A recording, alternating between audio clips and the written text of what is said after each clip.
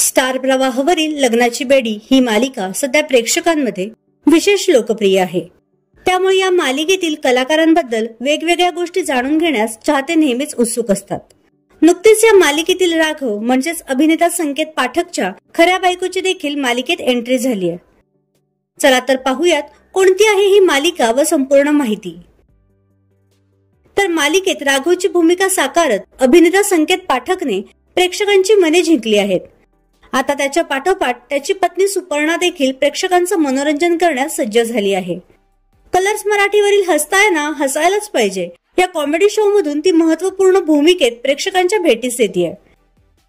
या अगोदर सुपर्णाने बंध रेशमाचे, दुहेरी अशा मालिकांमध्ये महत्त्वपूर्ण भूमिका साकारल्या आहेत। तर तुम्हाला ही कलाकार जोडी आवडते का हे आम्हाला कमेंट बॉक्स मध्ये नक्की सांगा।